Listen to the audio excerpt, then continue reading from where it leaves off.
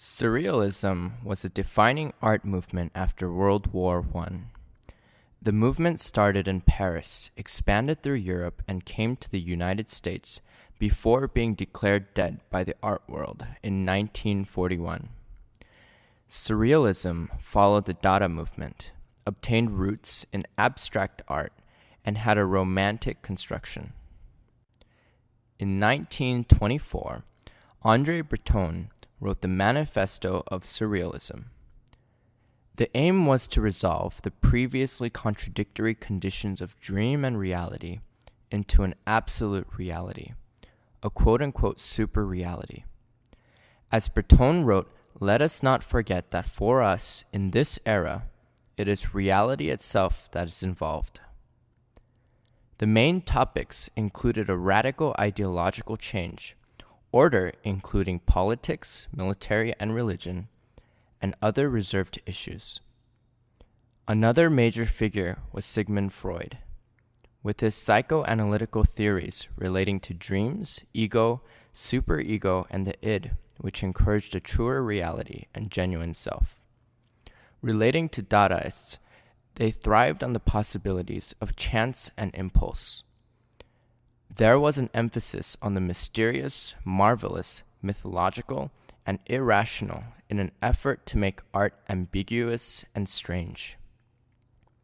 Most importantly, the artists had acknowledged their most basic drives, which included hunger, sexuality, anger, fear, dread, ecstasy, and etc. They explored these uncensored raw emotions like in a dream. Surrealists thrived to depict images of sexuality, obscenity, waste, and violence. Sigmund Freud, who was the founder of psychoanalysis, heavily influenced the Surrealists. His conclusion was that one represses their real desires into the unconscious parts of our mind. This is only due to cultural and societal standards. The method he used was dream analysis and free association. His theory was that the mind contains three parts: the id, ego, and superego. The id is the source of all physical desires and the base of human instincts. This includes sustenance and sexual satisfaction, since it is always seeking fulfillment according to the pleasure principle. The id is a powerful force to the unconscious realm. In other words, the id is our primal instincts and desires, while the ego is civilized and maintains rational patterns of behavior to adapt to the needs of the reality. The ego tries to modify the primal urges of the id. Finally, the superego was a moral monitor, commonly known as our conscious. Freud's major belief, in order for individuals to enjoy psychological health, is that one must bring these desires to the awareness part of the conscious mind. Despite the urge to repress desires, the unconscious still reveals itself when the conscious mind is relaxed. This happens in dreams, myths, accidents, slips of the tongue, and other odd forms of behavior. The underlying themes of Surrealist works were to create images of the unconscious world and to encourage the animalistic desires.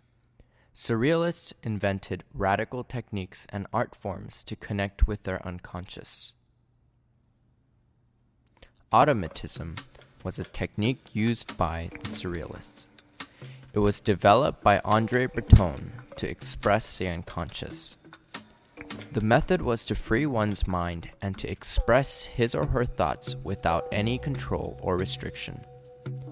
In other words, to not abide to societal standards, but to genuinely express one's thoughts and emotions. This style was one of the unintended results of World War I.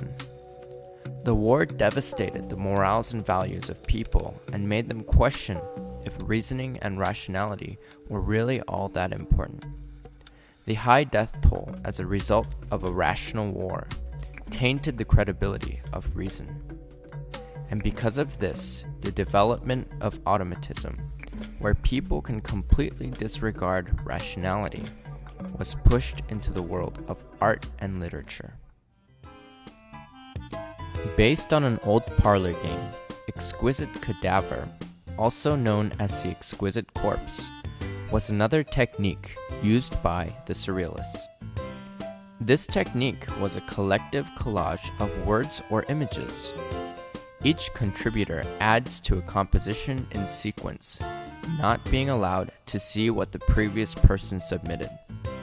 This would exploit the mystery of accidents.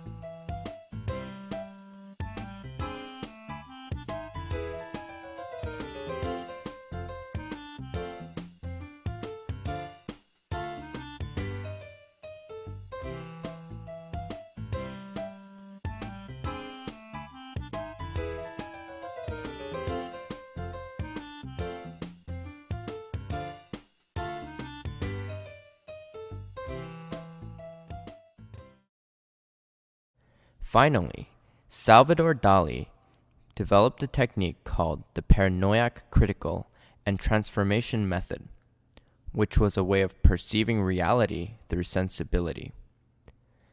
Dali defined it as irrational knowledge based on a delirium of interpretation. In other words, it is a use of analytical processes of paranoia for creative measures and the exploration of the unconscious. It uses optical illusions to trick one's brain to see something, while others may see something else. For example, in Dali's painting Paranoiac Visage, one might see a scene with people huddled around a rock or a mound, while others tilt their heads to the left to see a person's head. Because of these hidden messages, the mind gets triggered into a paranoid state in which one begins to experience the subtle pressure of manipulation. Salvador Dali was a dominant figure in Surrealism.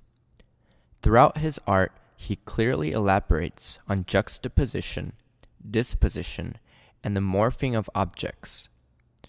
He created images that were non-existent to mankind. Salvador Dali was a knowledgeable student of Sigmund Freud.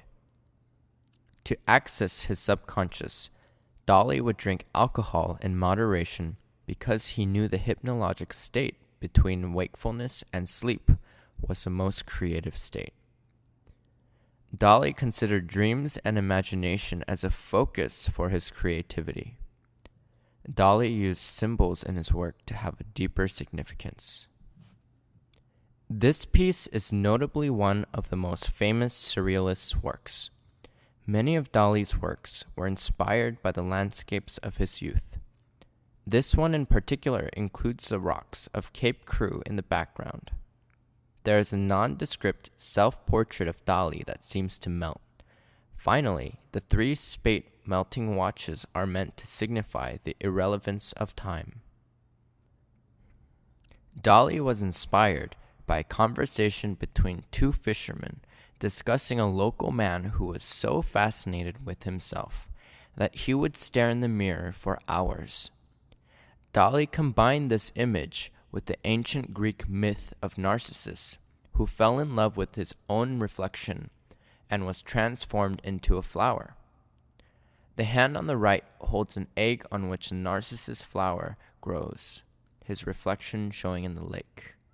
This is imitated at the top of the mountains above the figure of Narcissus, who stands on a daisy admiring his body.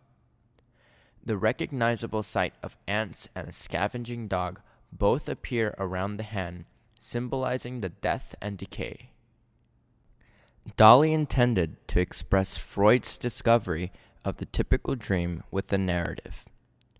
He wanted to express the consequence of the instantaneousness of a chance event, which causes a sleeper to wake up. This painting depicts Gala, Dali's wife, in the midst of a dream.